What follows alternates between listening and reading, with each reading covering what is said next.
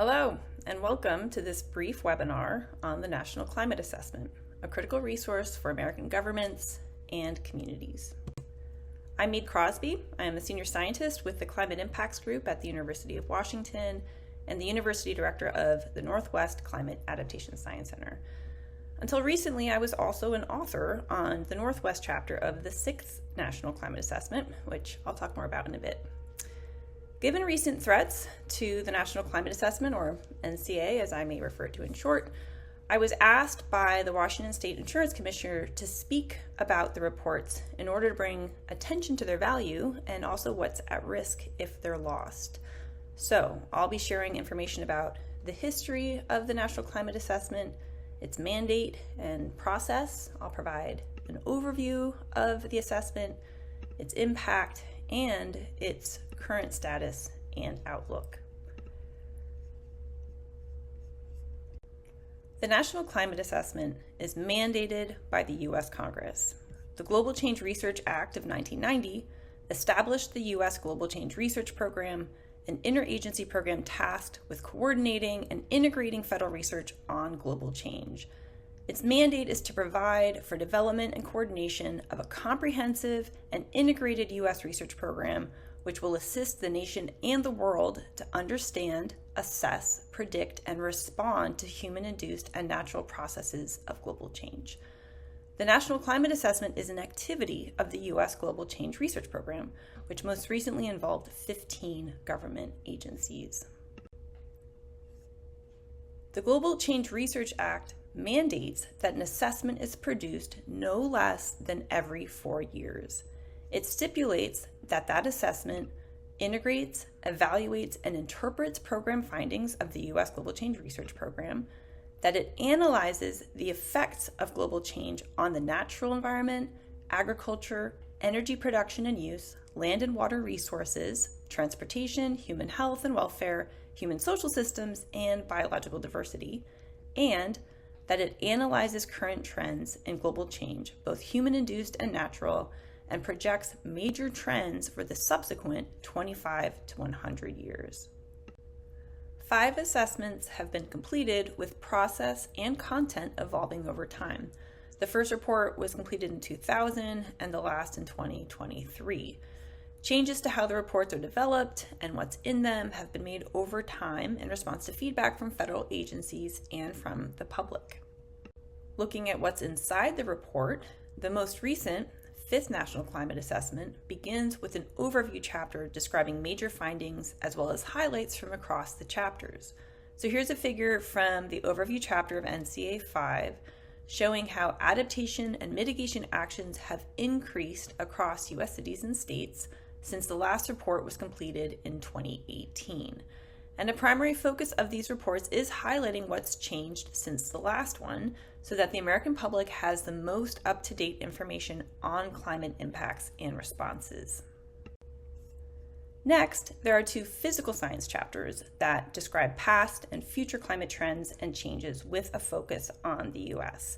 These chapters assess how climate change affects physical Earth systems, again with a focus on the U.S., including observations and projections of climate change and a discussion of how methods to understand these changes have advanced since the last National Climate Assessment. So this figure shows that the U.S. is projected to warm faster than the global average, with projected temperature rises larger in the northern and western portions of the country, and that changes will be most severe in the Arctic. 17 national topic chapters summarize current and future risks related to climate change and what can be done to reduce those risks for a variety of societal and economic sectors of the U.S. The 5th NCA built on the range of topics covered in the 4th National Climate Assessment by adding 2 new chapters, economics and social systems and justice. There are then 10 regional chapters that provide localized information in greater detail than those national topics. The regional chapters assess current and future risks in each of the 10 U.S. regions in the report, providing detailed discussion of region-specific challenges, opportunities, and success stories for managing risks and impacts. There are 2 response chapters on adaptation and mitigation that assess the science of adapting to a changing climate, emissions reductions, and other efforts that together describe the U.S.'s existing and potential response to climate change, including benefits, trade-offs, targets, limitations, and best practices. So this figure shows that the level of documented public and private sector adaptation activity varies widely across U.S. states and territories. In addition to those chapters, NCA 5 included 5 focus boxes that describe cross-cutting issues, including COVID-19, supply chains, blue carbon, compound events, and, shown here on the left, Western wildfire. So that's what's in the assessment, in addition to appendices. It's an incredible resource, but what makes it unique from other reports? Why is it so important and so difficult to easily replace?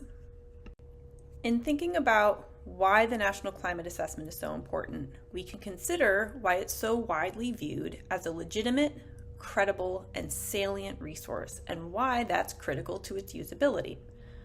When we talk about actionable science, scientific information that is likely to be useful and used by decision makers, policymakers, and the public, it tends to have 3 characteristics. First, it has to be seen as legitimate. Does the process by which it's produced seem fair and appropriate? Is it trustworthy? For the National Climate Assessment, this is accomplished through the transparency of its process. Anybody can see how it's produced and who's involved, and it's produced by a wide range of experts from government, universities, nonprofits, and other sectors, and involves significant opportunity for public comment and engagement.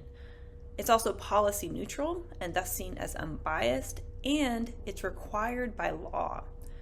Second, is it seen as credible? Is the information that's included perceived as being scientifically and technically sound? The National Climate Assessment accomplishes this through its hundreds of expert authors, its thorough review by federal government experts, external experts, the national academies, and the public throughout the report development process, and by being a product of the U.S. federal government. And finally, is it salient? Is it perceived as being directly relevant and applicable to people's needs and decision-making contexts? The National Climate Assessment is designed to be accessible and readable by a broad audience, and it's focused on national to local level impacts and response options that are directly relevant to the American public. Because of its legitimacy, credibility, and salience, the National Climate Assessment is uniquely trusted and widely used by all levels of government, the private sector, and the public. Specifically, it's used by national, state, local, and tribal governments, by city planners, public health officials, business owners, ecosystem managers, educators, the media, and a wide range of other decision makers and concerned individuals who need to make timely decisions about the climate impacts they're facing. What's happening? What can we expect in the future? And importantly, what can we do about it? It's a unique and vital resource that supports broad segments of the U.S. in its response to climate change. The 6th National Climate Assessment kicked off last year and was due for publication in 2027, which would be 4 years since the 5th NCA came out in 2023. It was moving along nicely, public engagement had begun, authors had been recruited and started working, and by this spring, we had submitted what's called the Zero Order Draft, or the outline of what we intended to cover in each chapter, which would then undergo federal and public review on each chapter's scope and framing before we began writing in earnest. But then, in early April, funding and staff that support the assessment were eliminated by the Trump administration. The National Climate Assessment is an enormous undertaking with hundreds of authors and significant coordination and technical requirements for its success, so this immediately left the report in limbo. a couple of weeks later, the over 400 authors of the 6th National Climate Assessment, including myself, were dismissed in late April. In addition to federal authors, these were primarily volunteer experts from universities, state, local government, tribes, nonprofits, and the private sector. It is a huge honor to be able to contribute to this report and serve our country and communities in preparing for climate risks.